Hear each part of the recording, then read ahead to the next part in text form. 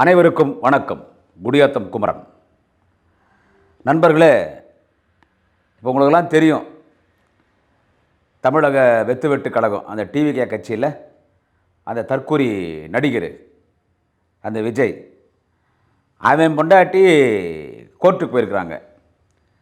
திருமதி சங்கீதா அந்த சகோதரி கோர்ட்டுக்கு போயிருக்காங்க. என்னன்னா, எனக்கு விவாகரத்தை ஒன்று டைவர்ஸ் வேணும், என் புருஷன் விஜய் கூட நான் வாழ விரும்பலை, அவர் என்னை விட்டுட்டு ஒரு நடிகையோட தொடர்பில் இருக்கிறாரு, செலவுக்கு பணம் கொடுக்குறதில்ல, எங்களுக்கு என் பிள்ளைய பார்க்குறதில்ல, என் பொண்ணை பார்க்குறதில்ல, குடும்பத்தை அனாதையாக நடு ரோட்டில் விட்டார். நான் ஆரம்பத்தில் எவ்வளோ கண்டித்தேன். அப்போ 2011 நான் அந்த நடிகையோட தொடர்பை துண்டிச்சுக்கிறேன், இனிமேல் அந்த நடிகைக்கும் எனக்கு எந்த சவகாசம் எனக்கு உத்தரவாதம் கொடுத்தாரு. அப்படி சொன்ன பிறகு தான் அந்த நடிகையோட தொடர்பு அதிகமாகிட்டு எங்களெல்லாம் வெளியே அனுப்பிச்சிட்டு நீங்கள் இருக்கிறீங்களா செத்தீங்களான்னு கூட கேட்காம அந்த நடிகையோடு குடும்பம் நடத்த ஆரம்பிச்சிட்டாரு. அந்த நடிகை அடிக்கடி சமூக வலைத்தளங்களில் எங்கள் வீட்டுக்காரோடு இருக்கிற மாதிரி புகைப்படத்தெல்லாம் வெளியிடுறாங்க. அதனால் விஜயோட நான் வாழ்கிறதுக்கு எனக்கு விருப்பம் இல்லை. அதான் தமிழக வெட்டு கழகம் தற்கொலை விஜய் சொல்லுது, அந்த அம்மா அவங்க பொண்டாட்டி சங்கீதா, எனக்கு டைவர்ஸ் கொடுத்துரு. இன்னொன்று சொல்லிடுச்சு அந்த பொண்ணு, என்னன்னா, என்னை ஏதாவது மிரட்டினா த்ரெட்டன் பண்ணால் அந்த நடிகை யாருன்றது நான் கோர்ட்டில் சொல்லிவிடுவேன்.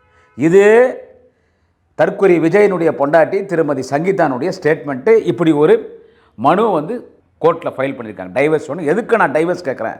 ஏன்னா டைவர்ஸ் கேட்டால் என்ன காரணம் சொல்லணும்.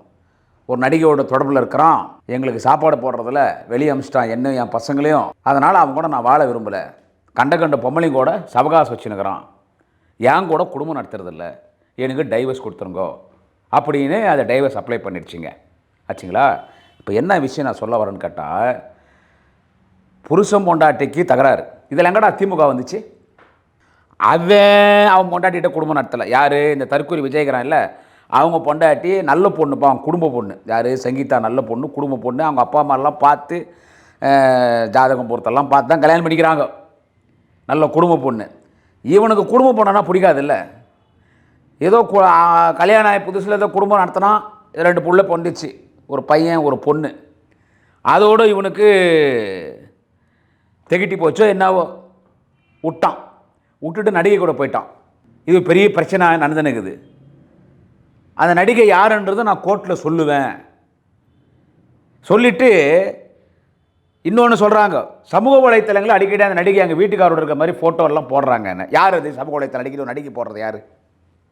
யார் போடுறது சொல்லுங்கள், கமெண்ட்டில் சொல்லுங்கள், நானே சொல்லிடுறேன். அடுத்து இன்னொன்று சொல்லிட்டாங்க. அதாவது சூப்பர் ஸ்டார் ரஜினிகாந்த் படையப்பா படத்தில் செந்திலுக்கு பொண்ணு பார்க்கறதுக்கு போவாங்க. செந்தில் சாக்கெட்டில் விழுந்துருவார், துணியெல்லாம் சேராயிடும். அப்போ ரஜினிகாந்த் என்ன பண்ணுவார், சூப்பர் ஸ்டார், அவர் துணியை கொடுத்துருவார், செந்திலுடைய அந்த சாக்கடை துணி அவர் போட்டுக்குவார். அந்த சாக்கடையில் அந்த அழுக்கான துணி, சேரான துணி போட்டுன்னு அப்போ அங்கே போகிறவங்கெல்லாம் கேட்பாங்க, ஏன்பா இவர் யாருப்பா? இந்த பொண்ணு பார்க்கறதுக்கு போகிற மாப்பிள்ளை இவர் தான். அப்படியா? மாப்பிள்ளை இவர் தான், ஆனால் அவர் போட்டுக்கிற சட்டை எந்தன்னுவாங்க. எல்லார்ட்டையும் சொல்லுவாங்க, செந்தில் ஏம்பா இந்த மாதிரிலாம் சொல்கிறேன்னாங்க. அந்த மாதிரி மாப்பிள்ளை இவர் தான், ஆனால் அவர் போட்டுக்கிற சட்டை எந்தாண்ட மாதிரி நடிகை பேர் நான் சொல்ல மாட்டேன்.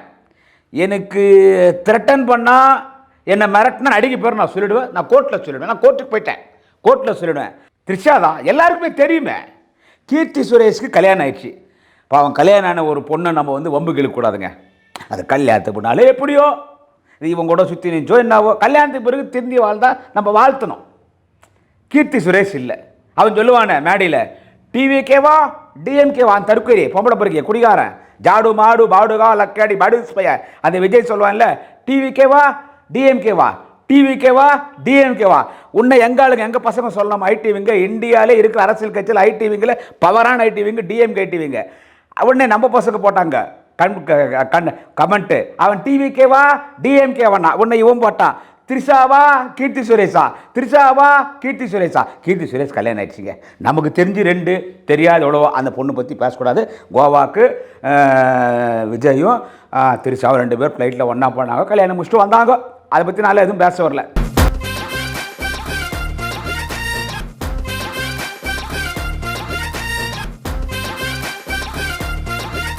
அவன் கட்சிக்காரன் என்ன பண்ணுறான், இப்போ ஒருத்தன் என்ன பண்ணுறான், பல்லுகிறவன் பட்டாணி துண்டுறான்றான்.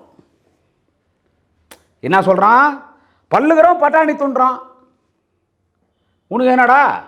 அதாவது அவர்கிட்ட அவ்வளோ ஆன்முகதான். ஒன்றில் அட் அ டைம் 10 பார்ப்பார்.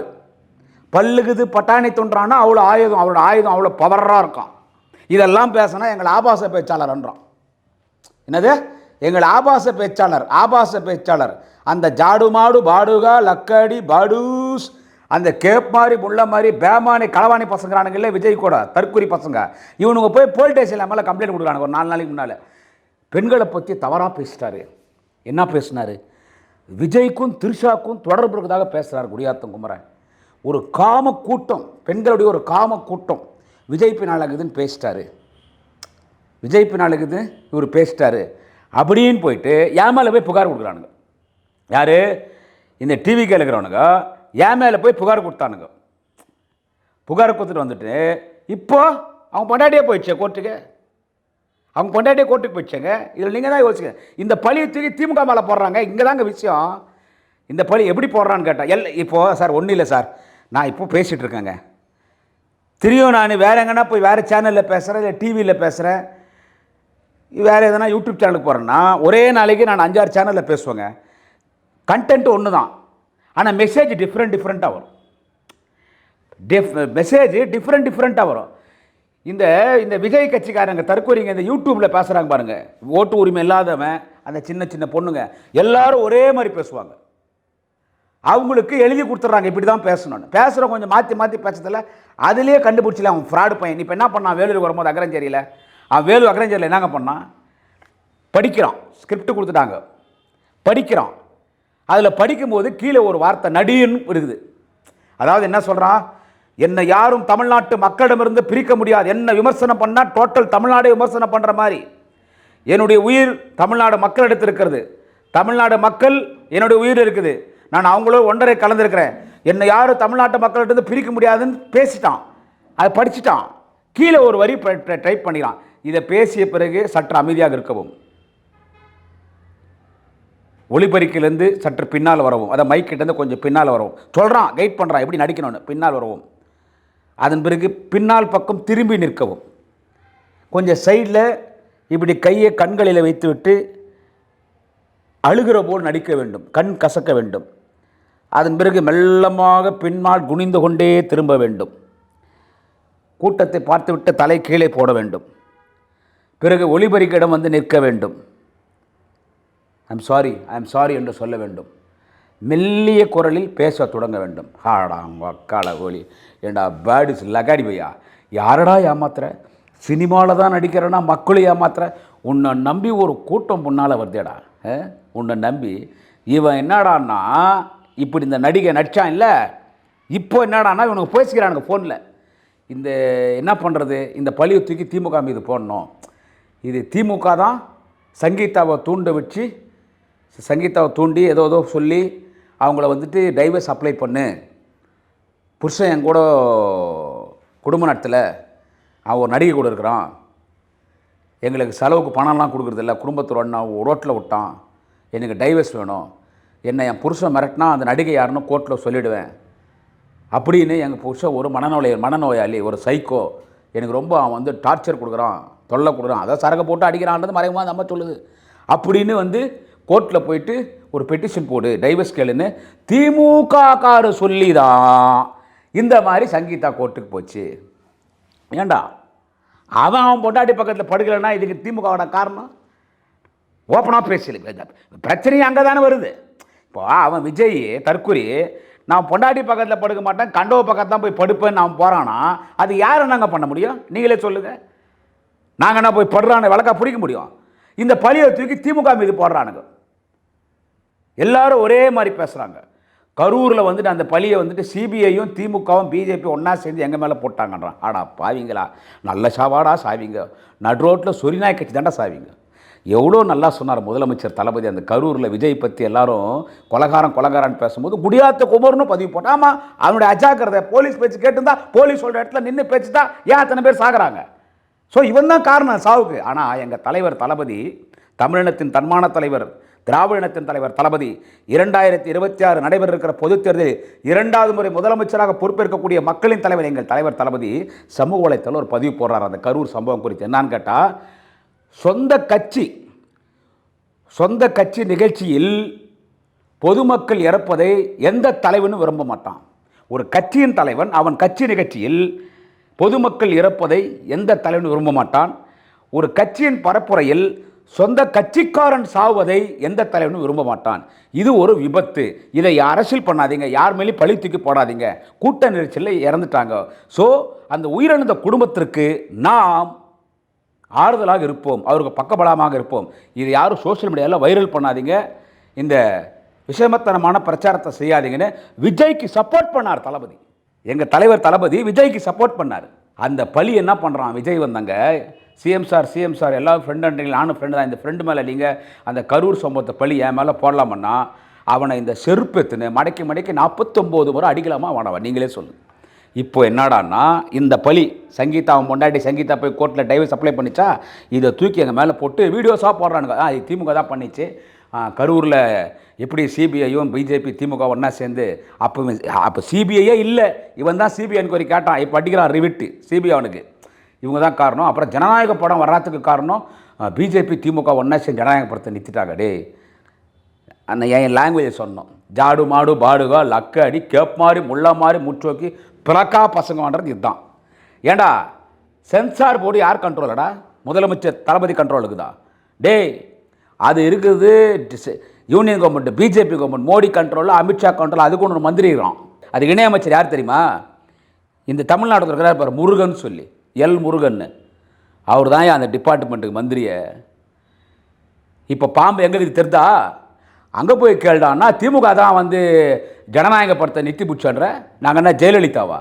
ஜெயலலிதா தலைவா படத்தை நின்றுச்சு போய் இப்படி நின்னீங்களே அப்பனும் பிள்ளையும், அம்மா அம்மா அம்மா அம்மா அம்மா அம்மா அம்மா அம்மா அம்மான்னு இப்படி போய் நின்னீங்களே, குல்பி ஐஸ் சப்பற மாதிரி சப்பனீங்களே. அப்புறமா அந்த அம்மா இந்த சீன்லாம் கூட ஓடி போகிறானோடனே ஓடி போயிட்டே, அப்புறம் வீடியோ போட்டேன் அம்மாவுக்கு நன்றின்னு சொல்லிட்டு. பட் அவங்கள அப்படி அடிக்கணும்டா. இவரு எங்கள் தலைவர் தளபதி, அவர் இயேசு புத்தர் காந்தி வழியில் அரசியல் பண்ணுறாரு. அதனால தான் மக்கள் அவர் தான் தலைவன் ஏற்றுக்கினாங்க. இப்போ வந்து ஜனநாயக படத்தை நிறுத்திட்டாங்க.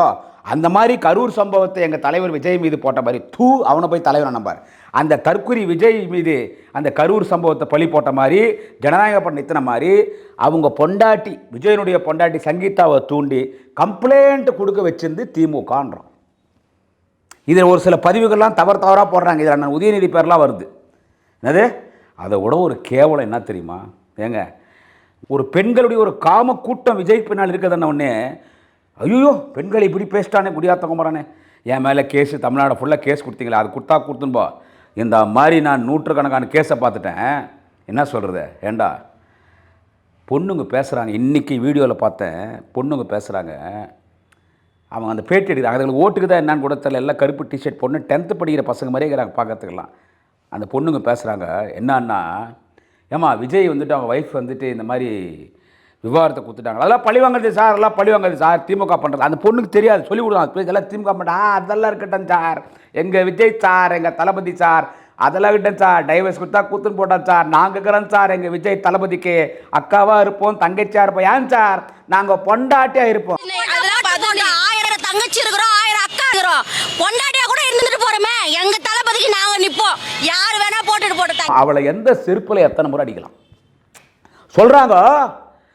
3-4 பேர் பொண்ணுங்க பேசுறாங்க, நாங்க எங்க தலைவர் விஜய்க்கு அக்காவாகவும் இருப்போம், தங்கச்சியாகவும் இருப்போம், பொண்டாட்டியாகவும் இருப்போம். ஒரு கல்ச்சரே இல்லாம இருக்குது. அக்காவா இருப்பான்ற, தங்கச்சியா இருப்பான். அது எப்படி அக்கா தங்கச்சி பொண்டாட்டியாக முடியும்? நீங்க என்ன மிருகங்களா?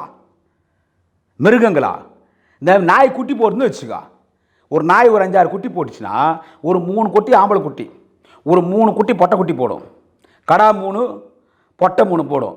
அதுங்க வயசு வந்து அதுங்களே ஒன்று சேர்ந்துக்கும். அதுங்களே ஒன்று சேர்ந்துக்கும். கூட எல்லாம் ஒன்றா ஒரே வயிற்றில் பிறந்தது தான். அக்கா தங்கச்சி அண்ணன் தம்பி அந்த உறவும் தான். மிருகங்களுக்கு அது கிடையாது. ஒரு வயசு வந்து அது ஒரு ஏஜ் அட்டெண்ட் ஆகிடுச்சின்னு வச்சுக்கோ அந்த பொட்டை நாய்.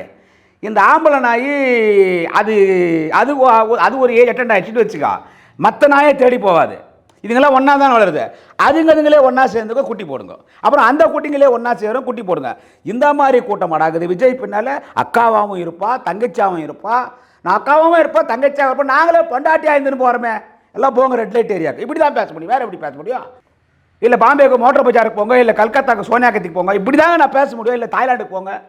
ஏண்டி தமிழ்நாடு பெண்கள் என்று சொன்னால் இந்த உலகத்திலே கற்புக்கு பேர் போன பெண்கள் தமிழ்நாடு பெண்கள். எங்கள் கற்புக்கரசு கண்ணகி பிறந்த மண் தமிழ்நாடு. இந்த ஒருத்தன் ஒரு பொறிக்கு புறம்போக்கு பையன், ஒரு பொம்பளை பொறிக்கு, ஒரு குடிகாரன் எச்ச பொறிக்கு ஒக்கால ஓலி அவளை என்ன பண்ணுறது? அதனால தான் அந்த சிவாஜி கிருஷ்ணமூர்த்தி சொன்னார். ஒருத்தி சொன்னா இல்லை கேன்னு சிட்டா. என் புருஷன் இருக்கிறாரு, என் புருஷனோட எனக்கு விஜய் தான் பிடிக்கும் சிட்டா ஒருத்தி. இன்னொருத்தி குழந்தை புருஷனை வச்சுன்னு விஜய் 22 வருஷமா லவ் பண்ணுறான், விஜய் கல்யாணம் பண்ணி ஒரு குழந்தை பெற்றுக்குவான்னா. இன்னொருத்தி என்ன சொல்கிறா, என் குழந்தை ஹாஸ்பிட்டலுக்கு இருக்குது, அது செத்து போச்சு, அதை பற்றி எனக்கு கவலை இல்லை, நான் விஜய் பார்த்தால அது போகிறோன்றா. இன்னொருத்தி என்ன சொல்கிறேன், என் வீட்டில் 9 ஓட்டுக்குது, நான் விஜய் ஓட்டு போட்டுருவேன், மீ 8 பேர் ஓட்டு பண்ணலாம், விஷயம் வச்சு சாவிச்சிடுவேன்ட்டா. அப்படிப்பட்ட பொண்ணு தான்ப்பா எல்லா குடும்பத்துலேயும் பிறக்கணும், தங்கமான பொண்ணு.